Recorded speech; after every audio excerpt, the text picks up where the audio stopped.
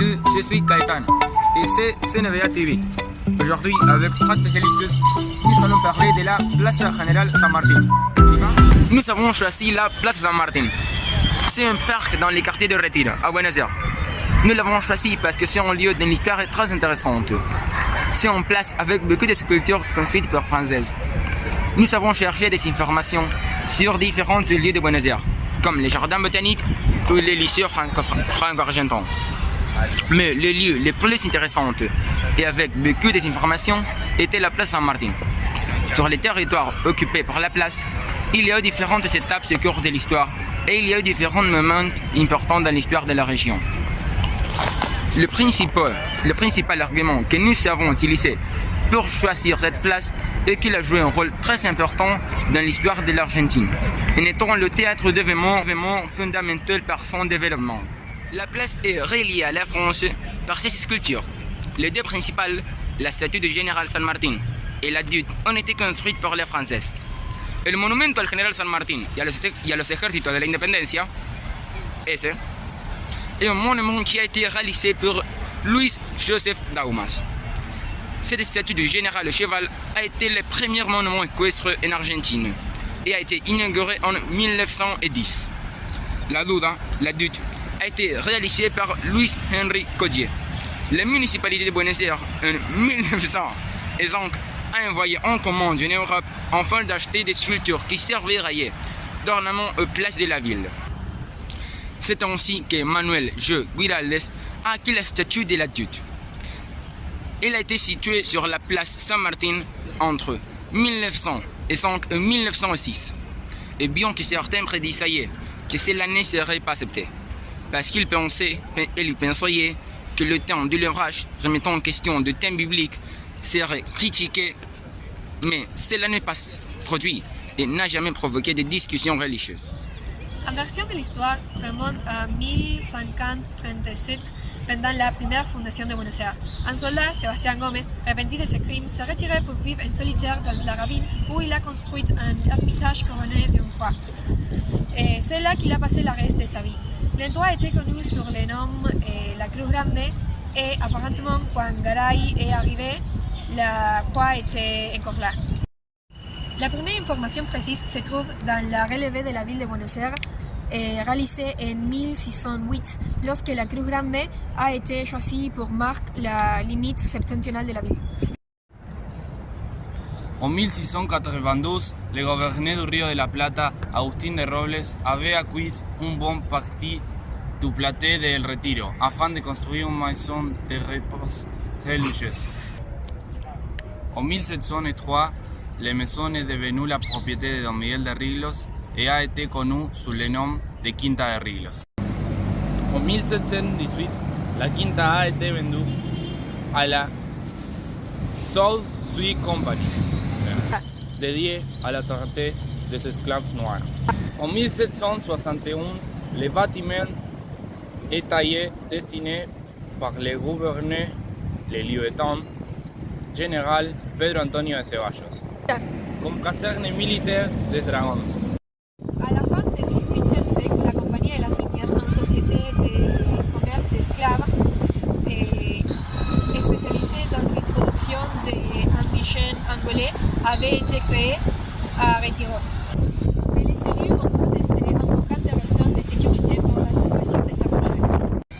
En 1800, la place de los Toros a été construite avec une capacité de 10 000 spectateurs. Lors de la première invasion anglaise en 1806, les troupes de la Reconquête sont arrivées ici depuis Tigre. Elles sont passées par la Ribera, Chacarita et ont affronté ici les troupes subordonnées du général William Beresford. En 1807, à l'occasion de la troisième invasion anglaise, la place a été une nouvelle fois le théâtre d'affrontements armés. Cette fois entre les créoles et les troupes subordonnées à John Whitelock.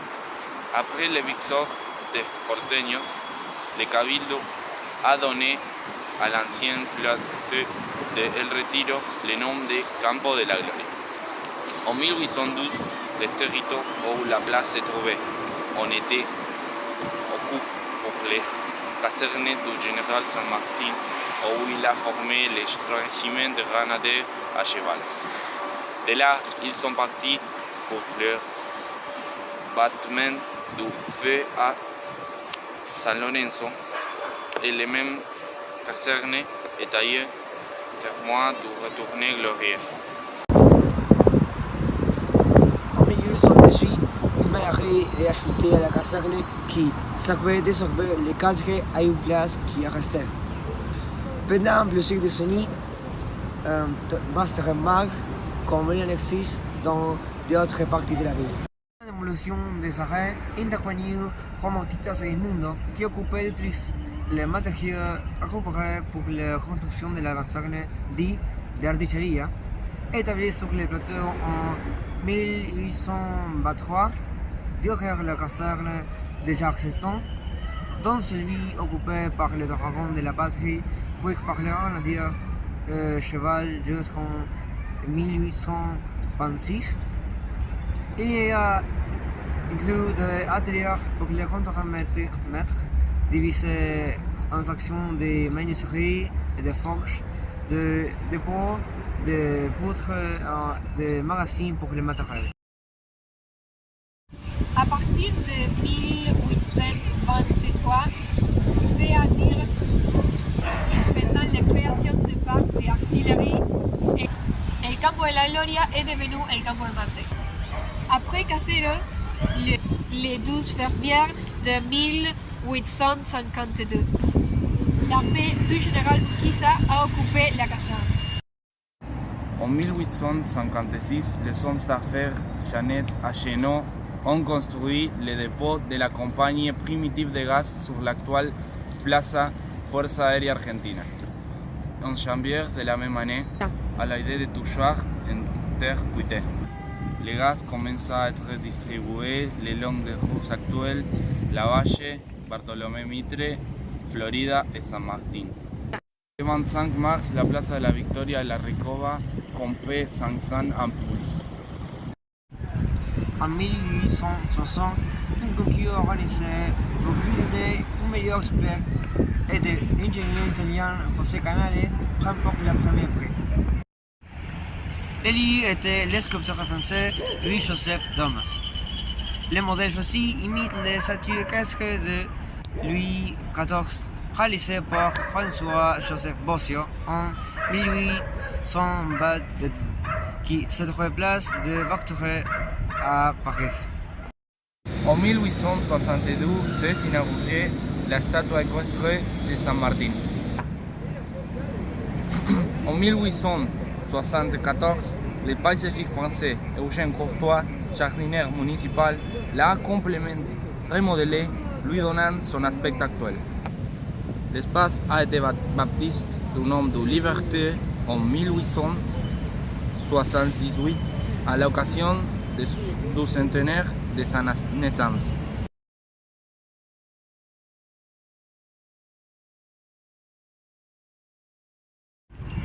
En 1887, l'ordre de l'emplissement de la place a été approuvé.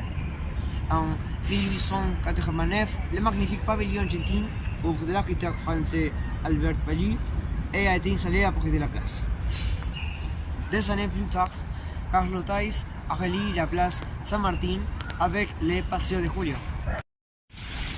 Entre 1914 et 1916, la place a été transformée par Carrasco, qui a développé une conception basée sur une axe longitudinal et une axe transversale, puis du virtuel.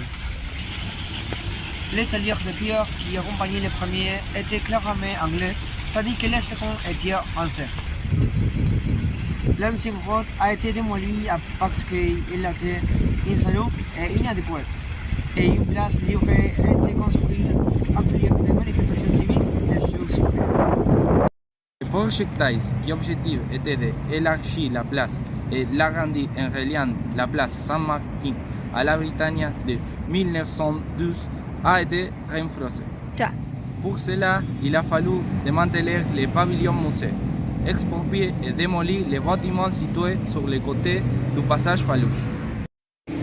Ce n'est pas qu'en 1933, les expropriations ont achevé et que les travaux de démolition ont commencé, ce qui a coïncidé avec le démantèlement du pavillon. En 1936, le bâtiment Cabanach a été inauguré. En 1942, la place Saint-Martin a été déclarée site historique national. Après, quelques modifications ont été apportées au site. La plus grande a été l'ouverture de Maipú en 1950 qui divisant le jardin devant le monument au libérateur. En 1990, le mémorial de la guerre de Malvinas a été installé. Le 30 octobre de 1996, les garçons et les poules de Nicolas Gouli a été volé et le 19 de septembre de l'année prochaine, la même chose a passé avec les enfants qui couraient de Vicente Gemito. En 2019, deux individus sont volés des pièces de bronze et marbre du monument de Saint-Martin. En conséquence presque naturelle, en mars de 2021, le monument de Saint-Martin a été entouré de barrières fixes. Dans le futur, nous suggérons d'augmenter l'installation des loisirs pour les enfants, comme les heures de jeu. Cela permettra aux familles de passer plus de temps dans la place. Nous partageons cet avis, car cela favorisera une atmosphère conviviale et familiale. Nous pensons que des événements culturels et artistiques devraient être organisés régulièrement dans la place pour promouvoir la culture locale. Nous pensons que cette idée est bonne, car cela contribuera à dynamiser les quartiers et rassembler la communauté. Pour donner une idée plus créative et imaginative, nous pensons que dans une future lointaine, la place se pourra transformer en un véritable parc futuriste, inspiré de la science-fiction. Des éléments de réalité virtuelle pourraient y être intégrés. Des banques intelligentes équipées d'un système de réalité augmentée pourraient y offrir des informations historiques en temps réel, créant ainsi une expérience éducative de l'histoire unique. Bien que cette idée puisse sembler audacieuse et même un peu excentrique, mais elle montre à quel point les possibilités pour l'avenir de la place sont infinies. Elle pourra attirer des visiteurs du monde entier à la recherche d'une expérience inédite et inoubliable au cœur de Buenos Aires.